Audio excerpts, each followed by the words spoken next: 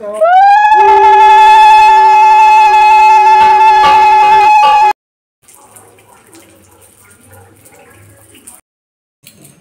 হচ্ছে আমাদের বাড়িতে পৌষ পার্বণ। আজ থেকে মোটামুটি আজ থেকে 3 দিন আমাদের বাড়িতে পিঠে পার্বণ হবে। তাই হচ্ছে আজকে সমস্ত সব জোগাড়জাত করেছি। আর প্রথমেই জানাই পৌষ পার্বণের আন্তরিক অভিনন্দন, শুভেচ্ছা আর অনেক অনেক ভালোবাসা রইল। প্রথমেই জানাই পৌষ পার্বণের অনেক অনেক শুভেচ্ছা আর অভিনন্দন। আজ হচ্ছে আমাদের বাড়ি হচ্ছে পৌষ পার্বণের প্রথম দিন, মানে আজ থেকে আমাদের অনেকের কালকের হয়, আর আমাদের বাড়ি 3 দিন পার্বণ হয়, আজকেরে কালকেরে আর আক্ষিণের দিন পর্যন্ত পিঠে পার্বণ হবে। 3 রকমের মানে 3-4 রকমের পিঠে হবে। আজকেরে হবে হচ্ছে তেলের পিঠে, আর হচ্ছে সরু চাকলি, আর আঁশকে হবে। তা নিয়মপালা যতটুকুনি করার, খুব বেশি করবো না, অল্প অল্প করে নিয়মপালা করার মতো সব জোগাড়জাত করেছি। চলুন আমার সঙ্গে দেখে নিন আমি কী জোগাড়জাত করেছি। আর পৌষ পার্বণের সব নিমন্ত্রণ থাকলো আমার বাড়িতে আমার পরিবারে আসার জন্য। অনেক অনেক শুভেচ্ছা রইলো, আমন্ত্রণ রইলো, এসে আমার পরিবার থেকে ঘুরে যাবে। চলুন কি কি করেছি দেখে নিন। এখানে দেখুন একটা নারকেল ভেঙে কুড়িয়ে নিয়েছি, এখানে মৌরি নিয়ে নিয়েছি, আর এখানে হচ্ছে বিউলির ডাল বেটে নিয়েছি, আর এখানে হচ্ছে ঝোলা গুড়, এটা হচ্ছে আঁশকে পিঠের জন্য, মানে আঁশকে পিঠে দিয়ে খাওয়ার জন্য। আর এগুলো আখের গুড় নেওয়া হয়েছে, চিনি ব্যবহার করা হবে না, তবু চিনিটা যদি কম পড়ে গুড়, তার জন্য 1 কিলো চিনি আনা হয়েছে। যেহেতু মায়ের ডায়াবেটিস, তাই হচ্ছে গুড়ের দিয়ে সব কিছু হবে যাতে মা দুটো খেতে পারে। আর এখানে চালের গুঁড়ি করে নিয়েছি, আর এটা সাদা তেল। আর এটা তো জানেন, কে কে জানেন বলুন এটা কি হচ্ছে, আমি তারপরে বলবো এটা কি। আর এখানে একটা গামলি বাটি নিয়ে নিয়েছি, চলুন। আর এখানে অলরেডি গরম জল বসিয়ে দিয়েছি, গরম জল হয়ে এসছে। প্রথমে চলুন তেলের পিঠের জন্য গোলাটা গুলে রেখে তারপরে হচ্ছে করব, আঁশকে পিঠের জোগাড়জাত করব। প্রথমে একটা গামলা বাটি নিয়ে নিয়েছি, আর তার মধ্যে গামলা বাটির মধ্যে গরম জল দিয়ে দেব, পরিমাণ মতন গরম জল দিয়ে দেব, দিয়ে 1 চামচ লবণ দিয়ে দেব, এটা হচ্ছে তেলের পিঠের জন্য। আর এখানে মৌরি ছিল, মৌরিটা সবটা দিয়ে দেব, দিয়ে এবার এই গুড়টা গরম জলের মধ্যে দিয়ে দেব।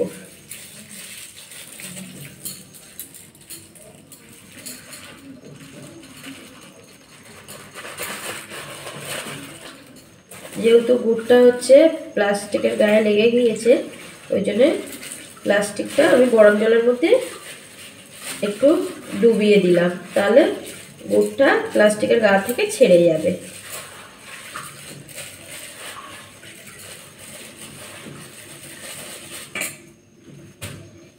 ওটা ছিল 750 মতন গুড়, আর এখানে আছে 750 মতন গুড়, আর একটু দিয়ে দেব।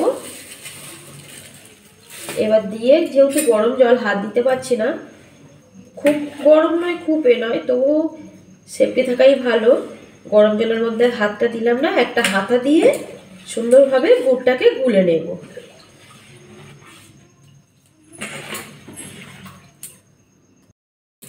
দেখুন এখানে সুন্দরভাবে গুড়টা গুলে গিয়েছে জলের সঙ্গে। এবার আমি চালের গুঁড়ি দিয়ে দেব। এত ঠান্ডা লেগেছে, এখানে হচ্ছে আমি হচ্ছে গোবিন্দভোগ চালের গুঁড়ি, চাল নিয়ে গুঁড়ি করে রেখেছিলাম। ওই এখানে হচ্ছে 2 কেজি মতন চাল আছে, গুঁড়ি করে রেখেছিলাম।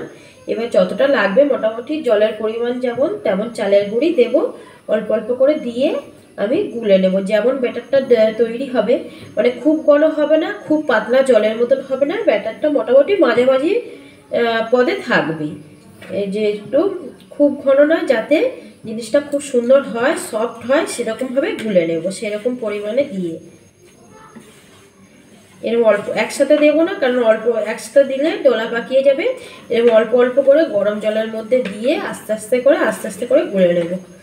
আমার বাপের বাড়ি এই পিঠাটা তৈরি করে একদম ঝোলা কাঠের গুড় দিয়ে তৈরি করে, কিন্তু আমার এখানে আর ঝোলা কাঠের গুড় অতটা কোথায় পাবো, যেহেতু আমার বাপের বাড়ি গ্রামে, তাই হচ্ছে ঝোলা কাঠের গুড় দিয়ে সম্পূর্ণ পিঠাটা তৈরি করে। এখানে তো অতটা পাওয়াও সম্ভব না আর অতটা কেনাও সম্ভব না, আর একটু আধা হয় না, আমাদের একটু বেশি বাড়াই হয়, কেননা আমাদের ফ্যামিলিটা বড়, সবাইকে দিতে হয়, মানে দিতে হয়, নিজেরাও আমাদেরকে পাঠায় সবাই, সবাইকে দিতেও হয়, তাই সেইভাবে গোলাটা তৈরি করব। মোটামুটি যতটুকুনি পরিমাণে, অনেকটা পরিমাণে কিনতে হয়, ওই জন্য আখের গুড় দিয়েই করি। আর আখের গুড়টাও খুব খারাপ নয়, আখের গুড়টা সব কাজেতেই লাগে, পুজো আচ্ছা সব কিছুতেই আখের গুড়টাও খুব ভালো। আবারও মানে এইভাবে অল্প অল্প করে দিতে থাকবো আর গুলতে থাকবো যতক্ষণ না ব্যাটারটা মাঝারি পথেতে আসছে, মানে খুব ঘন নয় খুব পাতলা নয়, একদম মিডিয়াম এতে রাখবো, সেরকমভাবে গোলাটা গুলতে থাকবো। ব্যাটারটা হচ্ছে একটু ঘন করার জন্য, চালের গুঁড়োতে একটু পাতলাই হয়, একটু ঘন করার জন্য আমি এখানটায় ওই 2 বাটি মতন ময়দা দিয়ে দেবো। এরকম ছোট বাটির ওই 1 কাপ 2 কাপ মতন ময়দা দিয়ে দিয়েছি। দিয়ে চালের গুঁড়িটা বেশিরভাগ দেব, কিন্তু ময়দাটা দিলাম যাতে একটু ডোটা মানে ব্যাটারটা একটু ঘন হয়। এরকম সুন্দরভাবে আমি কিন্তু ব্যাটারটাকে ফেটাতে থাকবো যতক্ষণ না একদম সব কিছু ভালোভাবে মিশে যাচ্ছে, একদম কোনো জায়গায় ময়দা বা চালের গুঁড়ি ডেলা হয়ে কিন্তু থাকবে না।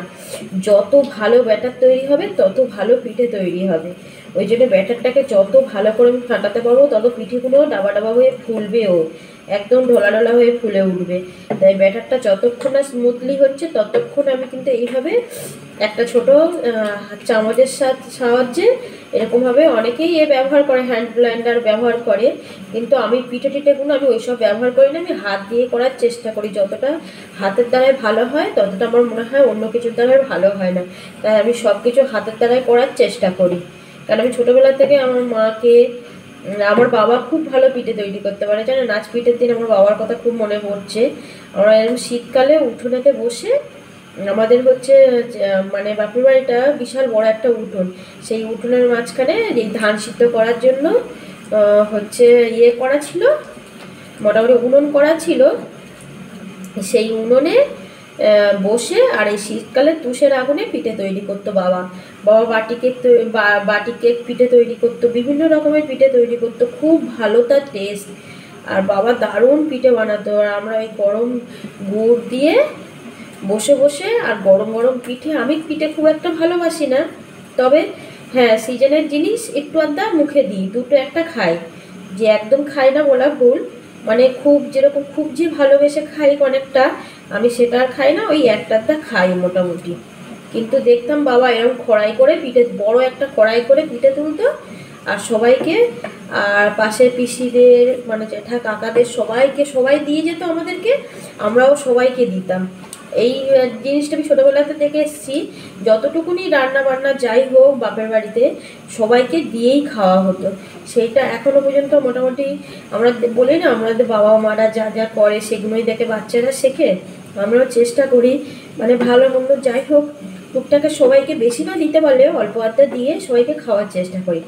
আমার বাপের বাড়িতে ওরকম যতটুকুনি জিনিস হোক আমাদেরই সব পাশাপাশি সব নিজেদেরই মধ্যে সমস্ত সব কিছু সবাইকে দিয়েই খাওয়া হতো। চলুন আমার ব্যাটারটা প্রায় একদমই রেডি, দেখুন কতটা স্মুথলি হয়েছে, একদমই ডেলা থাকলে কিন্তু ব্যাটারটা হবে না।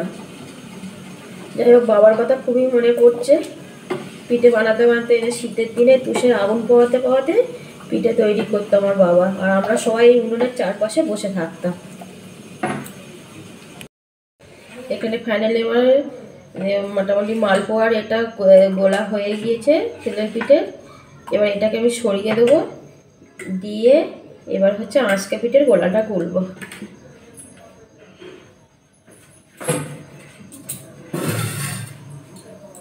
এটা একটু সরিয়ে রেখে দিলাম এই কারণে যে হচ্ছে আঁচকাটা ওটা একটু 8 ঘন্টা মতন ভিজিয়ে রাখলে পিঠেটা আরও ভালো হবে, খুব সুন্দর হবে, ওই জন্য ওটা সরিয়ে রাখলাম।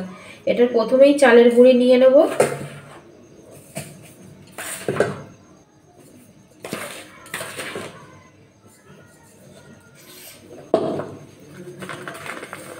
এখানে চালের গুঁড়ো নিয়ে নিয়েছি 5-6 কাপ মতন। এবারে এখানে 1 চামচ মতন লবণ দিয়ে দেবো। আর একটা গোটা নারকেল কুড়িয়ে রেখেছিলাম, এই গোটা নারকেলটা দিয়ে দেব।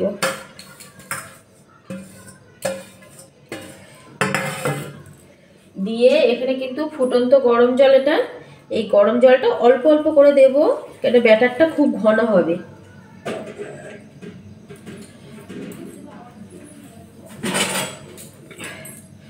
ব্যাটারটা খুব ঘন হবে। আর এই আজকে পিঠার এটা ফুটন্ত গরম জলই লাগে, এটা হালকা গরম জলে হয় না, এটা ফুটন্ত গরম জল দিয়েই গুলতে হয়। এরকম করে অল্প অল্প করে দিয়ে দেখবো, কেন একসাথে সব জল ঢেলে দিলে নাই পাতলা হয়ে যাবে, পাতলাই হয়ে যাবে, ঘনতার হবে না একসাথে ঢেলে দিলে, না শক্ত ইটের মতন হয়ে যাবে। অল্প অল্প করে দিয়ে দিয়ে গুলতে গুলতে দেখবো যখন একদম মাঝারি টাইপের যতটুকুনি প্রয়োজন হয়ে এসছে ততটুকুনি নেব।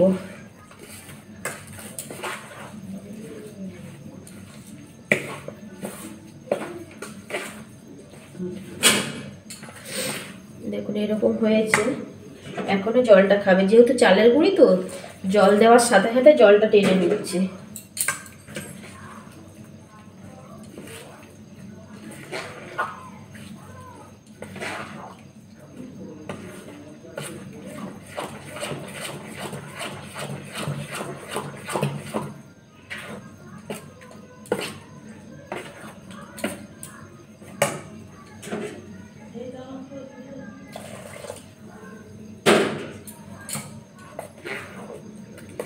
ব্যাটারের একদম ঠিকঠাক জল দেওয়া হয়েছে। এই দেখুন ব্যাটারটা এত ঘন হবে, এতে ময়দাও পড়বে না, কিছু পড়বে না, এটা শুধু চালের গুঁড়ি, নারকেল, গরম জল, নুন দিয়েই গুলে নিলে একদম সহজ ব্যাপার, একদম ব্যাটারটা রেডি। অনেকেই আজকে পিঠের ভিতরে গুড়ের পুর দেয়, মানে কিরকম ভাবে যখন হচ্ছে পিঠেটা দেয়, মানে এর মধ্যে খোলার মধ্যে দেওয়ার পরেই একটু মাঝখানটা ফাঁক করে তার মধ্যে চামচে করে একটু গুড় দিয়ে তার উপরে আবার একটু এই মানে চালের গুঁড়ির ব্যাটার দিতে একদম ভিতরে মানে গুড়ের রস ভর্তি থাকবে, যেরকম জল গুড় ভরা যেরকম সন্দেশ হয় সেরকম হয়। বলছে না, আমার ওই বাবাকে দেখেই আমার পিঠে করা শেখা, তখন করিনি কোনো দিন, হচ্ছে বাবা করতে দেখতাম, সেইগুলো আজ কাজে লেগে যাচ্ছে। ওই জন্য বলে না যে কোনো কাজ হচ্ছে দেখে রাখলে, নাই করো একটু দেখে রাখলে তো ভবিষ্যতে ট্রাই করা যায়। খুব ভালো না হলে চেষ্টা তো করাই যায়, পারি না বলে কোনো কথা নেই, সবই পারা যায় যদি চেষ্টা করা যায়। যে পারি না তাই করি না এটা বলা ভুল, এটা অজুহাত দেওয়া হয়, কিন্তু চেষ্টা করলে আশা করি মনে হয় সব কিছুই, খুব ভালো না হলে খারাপ তো হবে, কিন্তু 1বার 2বার 3বার করতে করতে ঠিক মনে হয় শিখে যাওয়া যায় কাজটা। ব্যাটারটা এইরকম হয়েছে, একদম রেডি ব্যাটারটা। এটাই হচ্ছে আজকের মেন পিঠে, মানে এই খোলা পিঠাটাই মেন আজকে পিঠাটা, তার মা লক্ষ্মীর নাম করে। এবারে আমরা তো আগে দেখতাম বাবা হচ্ছে উনুনে করতো, উনুনে আলপনা দিয়ে করতো, তা আমার শ্বশুরবাড়িতে এসে ওই সময় আমি দেখিনি। এই পুজো হবে রাত্রে, তখন হচ্ছে যখন ধানের রাস ঢালা হবে তখন হচ্ছে আলপনা দিয়ে তখন হবে। আগে পিঠে তুলে নিয়ে পিঠে নিয়ে তবে পুজো হবে, ঠাকুরমশাই আসবে, তাই আগে আমি এই পিঠেটাই বসিয়ে দেবো মা লক্ষ্মীর নাম করে। জয় মা লক্ষ্মী, মা গো।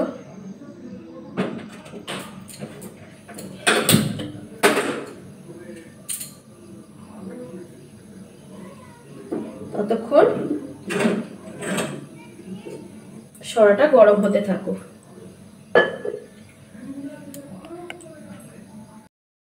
একটা বাটিতে অল্প করে তেল নিয়ে নেব,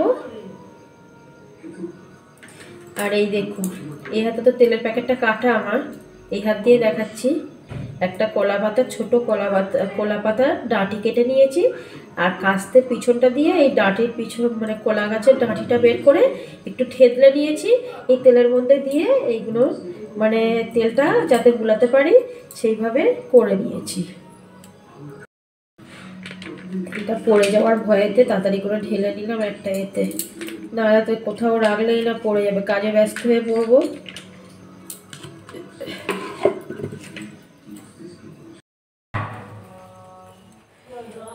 এখানে দেখুন খোলাটা গরম হয়ে গিয়েছে সরাটা। এবারে আমি এখানটায়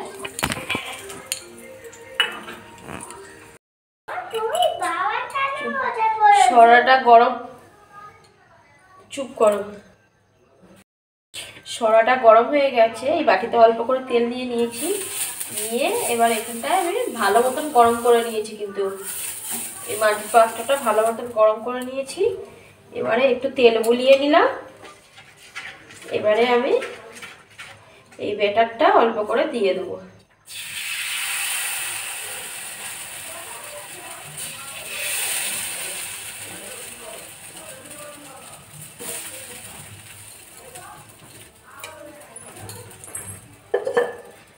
দিয়ে এই ঢাকনাটা, এখানে জল নিয়ে নিয়েছি এই থালাটার মধ্যে, এই থালাটার মধ্যে রাখবো। যেহেতু মাটির পাত্র তো ঢাকনা মানে গরম অবস্থায় রাখলে হচ্ছে ফেটে যাওয়ার ভয়, তাই হচ্ছে এইটা এই জলের ওপর রেখে রেখে এরকম চাপা দেব। এবার গ্যাসটা আমি হাই ফ্লেমে দেবো। এই পিঠাটা আস্তে করে হয় না, একটু হাই ফ্লেমে দিয়ে করতে হয়। এবার চলুন দেখা যাক, খুলে দেখি।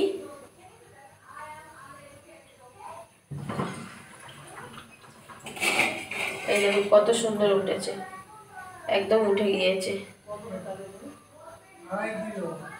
এরকম সুন্দরভাবে একটা পাত্রে এরকম ভাবে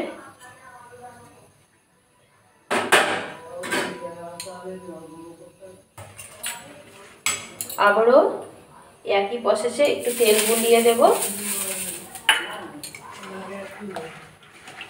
দিয়ে এই গোলাটা আবারও এইভাবে এরকম ছোট ছোট করে দিয়ে দেব,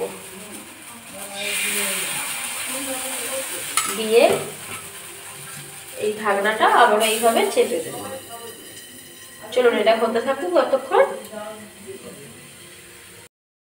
এই দেখুন কত সুন্দর হয়েছে এই পিঠটা, দেখেছেন? মানে খুন্তি দিয়ে খুব জোরে যে চাপতে হয়েছে তাও নয়, একদম খুব সুন্দর হয়েছে। এইরকম সবকটা হবে।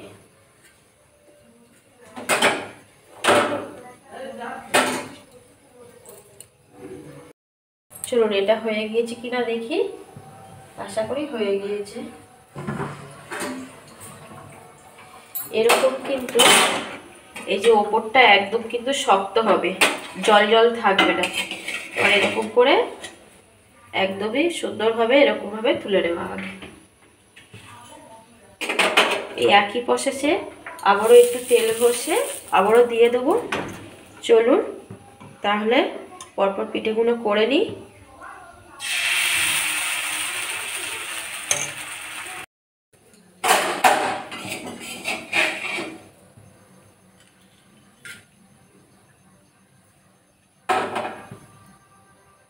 চলুন এই পাশে হচ্ছে আস্ত পিঠাটা হোক, আর এই পাশে হচ্ছে ভাজা পিঠাটা বসিয়ে দিই।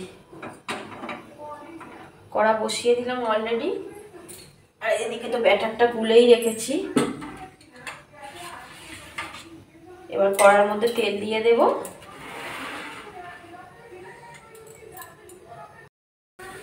চলুন কড়ার মধ্যে তেল দিয়ে দিই।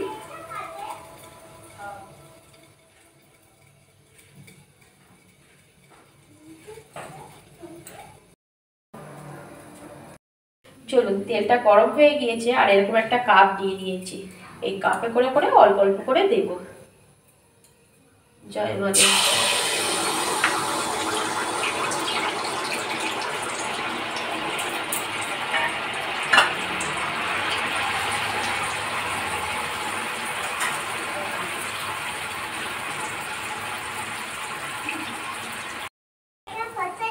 এখানে দেখুন অলরেডি আমি একটা ভাজা পিঠে তুলে ফেলেছি, তেলের পিঠে। আর এবারে ঠাকুর মশাইও এসে গিয়েছে পুজো করবে বলে, এখানে আর একটা তুলে ফেললাম।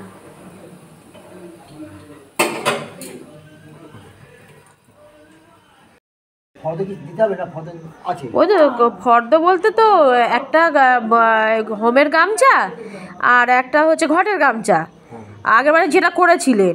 এইবার সরস্বতী পুজোর যা ঘাড়ি যেগুলো যা হয়, হ্যাঁ। আর মেন আর কি, খোয়ের মালা। খোয়ের মালা তো আমাদের গাঁটতে হবে। কাপড় করি না তো, গামছাই করি। আপনাকে একটা গামছাই দিই। সব পুজোয় কাপড় বললে আমি আর কোথায় যাই, 12 মাসে 13 পার্বণ।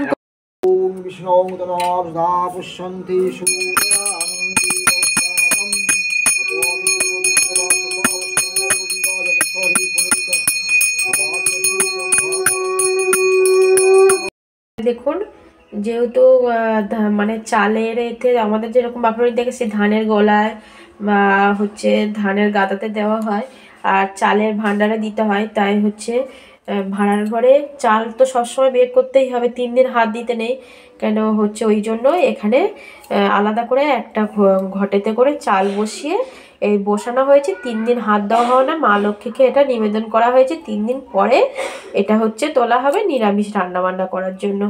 দেখুন এখানে সুন্দর করে মা লক্ষ্মীর মানে চালের হাঁড়িতে যেটা এই বাউনিটা দিতে হয়, তাই এখানটা আলাদা করে চালটা হচ্ছে বের করে দেওয়া হয়েছে, কারণ চালের এতে দিলে 3 দিন তো হাত দেওয়াই যাবে না, রান্না খাওয়া তো করতেই হবে, তাই এখানে আলাদা করে দিয়ে দেওয়া হয়েছে। এখানে আমার গোপুসোনাদের হচ্ছে পিঠে নিবেদন করা হয়েছে। প্রথম পিঠেটাই গোপুসোনাদের নিবেদন করা হয়েছে আর মা লক্ষ্মীকে, তাই হচ্ছে পূজা আর্চা সমস্ত সব হয়ে গিয়েছে। এবার গোপুসোনাদের পিঠে খাইয়ে আর আজকে ঘুম পাড়িয়ে দেওয়া হবে বা শয়নে দেওয়া হয়ে যাবে। এই দেখুন এদিকে ভাজা পিঠেগুলো কত সুন্দর হচ্ছে, ভালোই ফুলছে। আর এদিকে হচ্ছে আজকে পিঠে বসিয়েছি, এদিকে অনেকগুলো হয়ে গিয়েছে। আর এদিকে ভাজা পিঠে ভাজা হচ্ছে, চলছে ভাজা, আর এদিকে আঁশকেও ভাজা হচ্ছে। ফাইনালি আমার পিঠে কমপ্লিট। মোটামুটি এই পর্যন্ত কোথায় উঠতে পেরেছি, এখনও বাকি রয়েছে অন্য অন্য পিঠে, তবে এই পর্যন্ত করে উঠতে পেরেছি। তাহলে আজকের মতন সবাইকে জানাই শুভরাত্রি। আপনারা সুস্থ থাকবেন, ভালো থাকবেন, সাবধানে থাকবেন, আর দেখা হচ্ছে পরবর্তী একটি ব্লগে। আর ব্লগটি ভালো লাগলে একটা লাইক, কমেন্ট, শেয়ার আর ফলো করে দেবেন। আবারও বলছি, আপনারা সুস্থ থাকবেন, ভালো থাকবেন আর সাবধানে থাকবেন। দেখা হচ্ছে অন্য কোনো একটি ব্লগে। আজকের এই পর্যন্ত, শুভরাত্রি সকলকে, টাটা।